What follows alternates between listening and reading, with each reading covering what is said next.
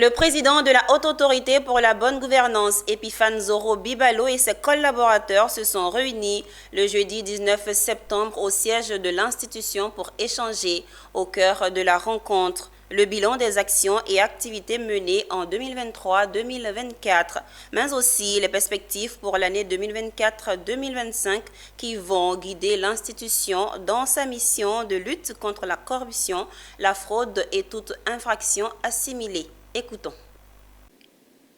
Quelles sont les principales réalisations et les résultats de la Haute Autorité pour la bonne gouvernance sur la période 2023-2024?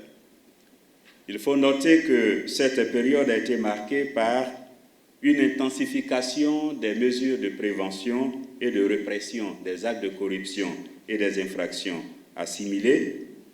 Et cette montée en puissance de la Haute Autorité nous a permis d'obtenir les résultats suivants.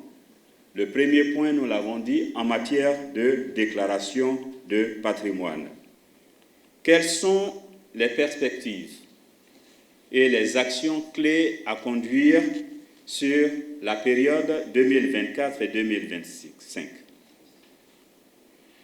Avec pour ambition de réduire significativement le niveau de la corruption et des infractions assimilées en Côte d'Ivoire à l'horizon 2028, c'est l'horizon de la stratégie nationale de lutte contre la corruption. Et à cet horizon, notre objectif, c'est d'obtenir un score de 50 points sur 100 dans le cadre de l'indice développé par Transparency International. À ce jour, pour la période 2024, la Côte d'Ivoire est à 40 sur 100 et notre objectif, c'est de faire obtenir par la Côte d'Ivoire un score de 50 sur 100 à l'horizon 2028.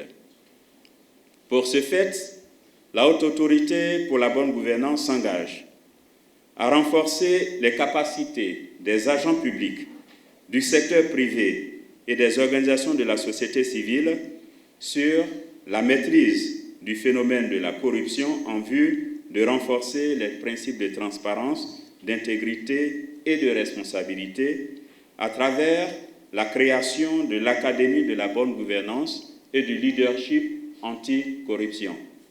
Et les premières formations de cette académie vont être lancées cette année même, avant la fin de l'année, au dernier trimestre 2024. Et c'est une action que nous allons mener en liaison avec le CESAG basé à Dakar.